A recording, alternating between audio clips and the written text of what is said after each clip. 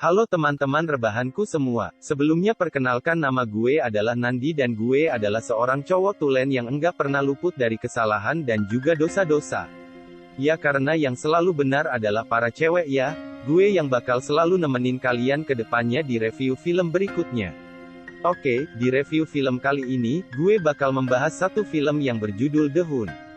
Dan film ini dirilis pada tahun 2020. Film yang disutradarai oleh Craig Zobel ini memiliki genre trailer yang sangat gua rekomendasikan. Bagi kalian yang suka genre tersebut, yang dimana pada awalnya gua iseng nonton film ini dikarenakan poster filmnya yang cukup unik. Yaitu seekor babi yang sedang dipotret ya layaknya seperti manusia. Dan by the way, ini adalah video review pertama gua di channel ini. Ya gua harap kalian bisa enjoy dengan apa yang gua sampaikan di video ini. Kalian enggak suka ya bisa di dislike saja, kalau kalian suka ya silakan di like dan di subscribe. Oke, langsung saja kita masuk ke pembahasannya. Di awal film, kita diperlihatkan ada seorang wanita yang sedang duduk di suatu ruangan. Yang dimana tidak terlihat sama sekali wajah dari wanita tersebut. Dan bahkan gua juga enggak tahu dia ini siapa. Dan ternyata kita diperlihatkan bahwa wanita tersebut sedang chatting di handphonenya. Yang dimana multi chat tersebut terdiri dari beberapa orang seperti yang kalian lihat ada Martin, Julius, Ted, Richard, Liberty, Peter, Miranda, dan juga wanita misterius tersebut dengan inisial A. Di awal percakapan terlihat tidak adanya sesuatu yang menjanggal. Dari si chatnya sih mereka bisa dibilang kerabat dekat yang memang akrab lah ya. Tapi di ujung percakapan, si cewek berinisial A ini mengetik suatu pesan yang terdapat kata The Hun dan juga The Manor. Ya gue minta kalian ingat kata-kata The Manor kalau diartikan kalimat tersebut berarti setidaknya sebentar lagi perburuan, tak ada yang lebih baik dari pergi ke Manor dan membantai orang tercela. Dan film pun dimulai. Skene berikutnya kita diperlihatkan percakapan antara dua orang yang jelas seorang wanita itu adalah pramugari. Dan seorang lelaki yang gue enggak tahu itu siapa. Percakapan ini tentunya menunjukkan keberadaan mereka yang sedang di pesawat. Lalu, sang pramugari tersebut menuangkan bir ke gelas lelaki itu. Malah luber. Dan ternyata pramugari tersebut sedang melihat seorang cowok yang keluar dari belakang pesawat. Tiba-tiba seluruh penumpang pesawat tersebut teriak dan rusuh. Awalnya gua bingung, kenapa mereka kaget lihat orang keluar dari belakang pesawat, padahal kan sama-sama manusia sudah kayak enggak pernah lihat manusia saja gitu loh. Dan di saat pria tersebut histeris ada seorang aki-aki yang mencoba menolong pria tersebut dan mengaku sebagai dokter. Aki-aki tersebut pun menawarkan bantuan dengan mencoba menenangkan pria histeris itu. Aki-aki itu meminjam sebuah pulpen dari pramugari di sebelahnya dan ternyata secara mengejutkan pulpen itu malah langsung ditancap ke leher pria tersebut. Langsung deh, tuh darah muncrat sudah kayak lubang selang air yang kita tekan pakai jempol. Teriakan pria itu pun membangunkan salah satu penumpang wanita yang sedang tidur. Dan kegaduhan pun terjadi. Enggak lama setelah itu seorang wanita yang terbangun itu langsung mengambil high heels miliknya dan langsung menusuk ujung high heelsnya ke mata pria tersebut. Ya, alhasil pria tersebut kolah ya. Ia pun langsung diseret ke suatu ruangan belakang pesawat dan ternyata di sebelah pria tersebut terdapat wanita berjaket biru yang sedang tertidur. Kita diperlihatkan wanita blonde yang sedang terbangun dari ketidaksadarannya. Yang lebih anehnya lagi wanita tersebut terbangun dengan mulut yang dirantai seperti layaknya hewan. Sumpah sih ini aneh banget sih ini. Gua pas nonton ini juga heran kok bisa kayak gitu. Dan ternyata wanita blonde tersebut adalah wanita yang tertidur bersama pria histeris tadi di ruangan belakang pesawat. Wanita blonde itu pun bangun dan bingung dia lagi di mana. Enggak lama setelah itu di dekat sungai ia melihat seorang wanita berbaju oranye yang sedang jongkok dengan kondisi mulut yang dirantai juga. Wanita berbaju oranye tersebut terlihat sedang memegang sesuatu bertuliskan kristal. Tulisan tersebut adalah nama dari wanita yang sedang jongkok itu. Cewek blonde berjaket biru itu pun meneriaki kristal. Tapi si kristal malah diam saja dan enggak nengok sedikit pun dan dia malah pergi gitu saja. Enggak lama setelah itu si cewek blond berjaket biru itu pun berjalan ke tengah lapangan. Yang ternyata dia baru sadar kalau dia enggak cuma berdua sama si kristal di hutan itu. Ada beberapa orang juga dengan kondisi mulut dirantai seperti cewek blonde tersebut dan mereka saling melihat satu sama lain dengan rasa penasaran yang tinggi dan juga bingung. Di tengah lapangan tersebut ternyata malah ada satu petik kayu besar dan juga linggis yang enggak tahu maksudnya apaan. Salah satu dari mereka mencoba mendekati peti tersebut dan membukanya. Tiba-tiba ada satu bapak-bapak yang bilang itu adalah jebakan dan jangan dibuka. Mendengar omongan bapak itu, orang-orang yang tadinya dekat dengan peti tersebut langsung mundur jauh ke belakang. Tapi tidak dengan cowok bertopi yang penasaran dan tetap mau membuka peti itu pakai linggis. Gue kira mah isinya monster atau apaan gitulah ya. Pas nonton ini gue sudah dek-dek saja gitu. Yang keluar ternyata, gue pun sadar seekor babi ini mengingatkan gue dengan poster dari film yang menampilkan potret seekor babi juga ya. Jadi poster film ini juga kan potret seekor babi gitu ya. Mungkin ada hubungannya. Di sisi lain, pria bertopi tersebut merasa melihat sesuatu yang masih ada di dalam peti besar tersebut. Dan benar saja, pas ditarik, sesuatu yang ada di dalamnya ternyata adalah rak yang berisi senjata-senjata seperti pistol dan juga pisau. Mereka pun langsung mengambil senjata masing-masing dengan rasa bingung dan juga penasaran. Saat berjalan, si wanita blonde berjaket biru ini menemukan sebuah kunci untuk membuka rantai di mulut mereka. Mereka pun saling membuka satu sama lain. Enggak lama mereka mengobrol, mereka mendengar suara tembakan di ujung lapangan. Ia enggak tahu dari mana suara tembakan itu. Dan tiba-tiba si cewek blonde itu sudah kena headshot aja. Ya padahal di awal film gue kira cewek blonde ini bakal jadi MVP sih di film ini sumpah. Ternyata ekspektasi gue salah. Dari banyak nih serangan yang mereka dapatkan di lapangan tersisalah 4 orang yang saling ngobrol satu sama lain. Lalu mereka mencoba memanjat pagar berkawat untuk kabur dari tempat itu. Di saat mereka memanjat ada beberapa panah yang menembak ke arah pria bertopi dan akhirnya mengenai pria bertopi tersebut. Alhasil, ia pun harus koit di hutan tersebut. Lalu, 3 orang tersisa melarikan diri dari hutan tersebut dan menemukan sebuah minimarket. Mereka merasa bahwa itu adalah tempat yang aman untuk bersembunyi dan meminta bantuan. Saat masuk ke minimarket tersebut, mereka disambut oleh seorang kakek dan seorang nenek yang berjaga di kasir. Awalnya tampak minimarket ini terlihat normal. Namun tidak, setelah salah satu dari mereka mengambil makanan di rak minimarket tersebut. Dan keracunan, mereka pun bingung dan bertanya apa yang terjadi. Dan ternyata kakek nenek tersebut sudah memakai masker gas dan bersiap untuk menyemprot gas beracun di dalam minimarket tersebut. Yap, dari sini terlihat bahwa penjaga minimarket itu pun bukan orang yang baik. Entah apa yang terjadi di kota ini. Gua sendiri pun bingung, kok bisa-bisanya minimarket pun membunuh orang yang datang untuk meminta pertolongan. Mereka bertiga pun langsung ditembak dan disembunyikan di gudang belakang. Enggak lama dari kejadian itu ada suara panggilan dari walkie-talkie yang dimiliki kakek nenek tersebut dan mereka diberitahu bahwa akan ada satu orang berinisial Snowball yang sedang menuju ke minimarket tersebut. Mendengar panggilan tersebut, kakek nenek itu langsung bersiap-siap seperti semula dan seolah-olah tidak terjadi apa-apa. Di sini gue sadar ternyata yang berinisial Snowball tersebut adalah si Kristal yang tadi sedang jongkok di pinggir sungai. Gue pun bingung entah gimana caranya dia bisa kabur dengan ekspresi secuek itu. Saat memasuki minimarket tersebut, si Kristal menunjukkan wajah cuek dan tidak adanya rasa penasaran sama sekali. Ia pun meminta sekotak rokok beserta koreknya untuk ia beli. Lalu ia membayarnya dan menunggu kembalian dari si nenek tersebut. Sambil menunggu, ia bertanya sedang berada di mana. Si nenek pun menjawab di Arkansas, ya. Buat yang enggak tahu adalah satu negara bagian di Amerika Serikat. Mendengar jawaban dari nenek tersebut, si Kristal langsung menghajar mereka berdua dan menembaki mereka berdua sampai tewas dengan merebut shotgun si kakek. Dari jawaban si neneklah, Kristal sadar bahwa mereka sedang berbohong. Karena harga rokok di Arkansas hanyalah $6 dan kembalian yang ia terima tidaklah sesuai dengan harga rokok Arkansas yang sebenarnya. Sumpah sih ini si Kristal keren banget sih, dia punya instingnya, maknalarnya kuat banget. Sumpah favorit. Singkat cerita, Kristal keluar dari minimarket tersebut dan melihat mobil pickup yang sedang terparkir. Dan ia pun tidak langsung percaya dengan keberadaan mobil tersebut.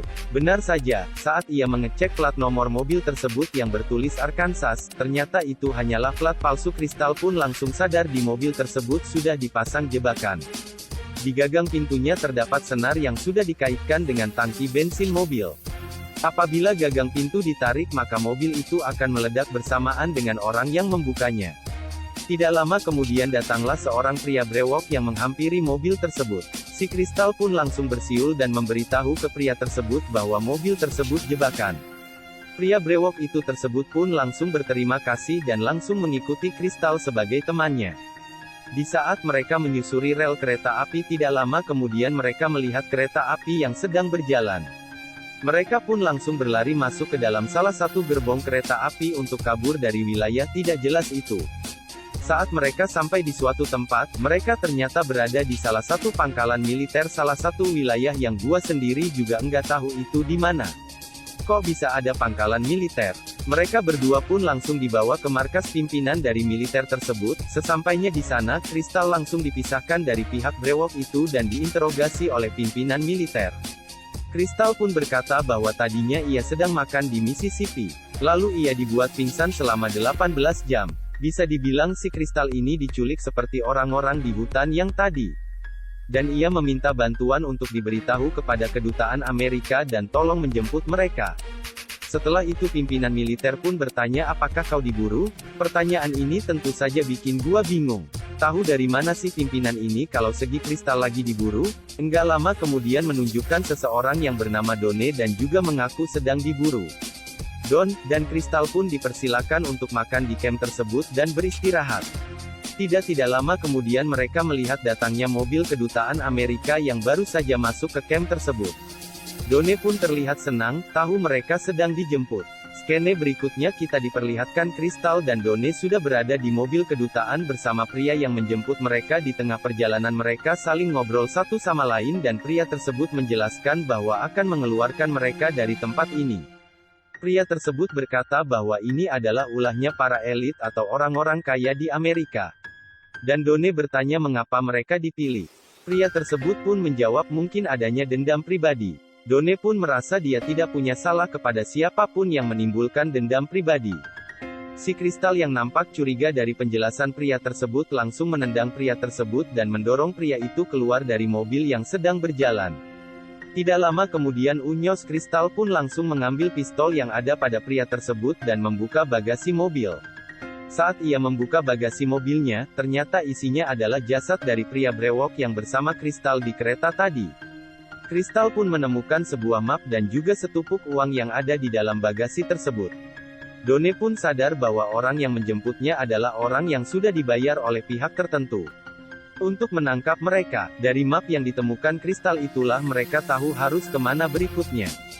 Skene kemudian berganti ke sebuah pembicaraan antara orang-orang yang sedang berada di sebuah ruangan. Terlihat di ruangan tersebut juga lengkap dengan berbagai senjata yang sudah sangat jelas ya, mereka ini adalah orang-orang yang berada di dalam pesawat pada skene awal tadi. Gak lama kemudian mereka mendengar adanya suara di dekat ruangan mereka. Dan ternyata itu Kristal yang menembaki mereka semua satu persatu. Enggak lama kemudian Done pun datang. Di saat itu juga bunyi suara telepon dan langsung diangkat oleh Done. Wanita-wanita di telepon itu memanggil nama Done dan si Kristal pun langsung curiga kepada Done. Entah kenapa si penelepon di sini memanggil nama Done, pada akhirnya Kristal pun tidak percaya pada Done dan menembaknya. Akhirnya tersisa seorang tentara Amerika yang sudah sekarat dan ditanya oleh Kristal mengenai siapa yang ada di balik ini semua. Tentara itu pun ternyata disewa oleh mereka untuk melatih mereka dalam olahraga ini. Seperti menembak dan mengatur strategi. Tentara itu pun langsung memberitahu lokasi orang di balik ini semua dan tentara itu pun ditembak oleh Kristal. Singkat cerita, si Kristal langsung datang ke lokasi pelaku tersebut. Dan ia pun diarahkan kepada sebuah rumah mewah. Ketika sampai, Kristal pun diberitahu melalui CCTV untuk meletakkan senjatanya ke dalam kotak surat. Dan harus masuk tanpa senjata. Kalau tidak, maka ia akan diledakkan dengan bom yang sudah ditanam tepat di bawah Kristal berdiri. Ya nurut sajalah ya, si Kristal daripada mati konyol. Saat memasuki rumah tersebut, Kristal pun langsung melihat seorang wanita, mereka pun saling ngobrol dan bertanya satu sama lain. Ternyata wanita tersebut adalah wanita yang sama di skene awal film. Mereka pun saling berkelahi dan adu joto satu sama lain. Perkelahian antar wanita pun enggak bisa dihindarkan lagi. Terlihat dari perkelahian ini, Kristal sudah tidak bisa melawan, terlalu banyak. Yang dimana ia sudah terkena luka yang cukup parah, luka tusukan pisau di perut, membuat Kristal harus terkena pisau blender yang ditusuk oleh cewek tersebut ke perutnya. Tapi si Kristal tidak diam gitu saja. Dia juga langsung menusuk perut wanita tersebut dengan pisau blender yang menancap di perut si Kristal. Ya jadi kayak berbagi rasa sakit itulah. Cuma si Kristal sakitnya double sih. Mereka berdua pun tepar satu sama lain dan saling bertanya satu sama lain lagi. Wanita misterius tersebut bertanya satu pertanyaan terakhir kepada Kristal. Apakah dia adalah orang yang tepat dengan nama pengguna Justice for You dan Kristal pun menjawab bukan. Ya, wanita misterius tersebut pun syok dan tewas, malah si Kristal yang masih hidup dan langsung membersihkan luka dan badan. Kristal pun berdandan layaknya orang kaya dan langsung masuk ke pesawat pribadinya wanita tersebut. Dan meminta untuk dipulangkan. Dan film pun berakhir. Ya pasti kalian bertanya-tanya kan, sebenarnya apa sih yang terjadi? Kok bisa gitu loh? Mereka diculik lalu ditempatkan pada sebuah hutan yang enggak jelas itu apaan, emang mereka salah apa sampai segitunya amat? Dan siapa sih Justice for You? Terus siapa sih wanita misterius itu? Kok bisa-bisanya gitu, dia bikin game kayak gini? Eits, gua yakin pertanyaan itu pasti muncul di pikiran kalian. Gue pun juga ngerasa gitu pas nonton film ini. Nih, gue kasih tahu jawabannya ya. Sebenarnya dari awal film kita sudah dikasih tahu satu kata kunci yang menjawab kisah dari film ini. Seperti yang gue bilang di awal pembahasan, kalian harus tetap notice sama kata The Manor. Semuanya bermula ketika ada satu netizen dengan username Justice for You membahas mengenai teori konspirasi yang dimana di teori konspirasi tersebut mengatakan bahwa sekumpulan orang-orang kaya di Amerika atau crazy rich yaitu ternyata mempunyai sebuah hobi yang cukup mengerikan yaitu banting manusia atau berburu manusia. Ya olahraga berburu manusia ini dideskripsikan sebagai olahraga bagi para orang kaya. Dan manusia yang diburu adalah orang-orang miskin di Amerika. Teori konspirasi itu muncul bukan karena tanpa alasan.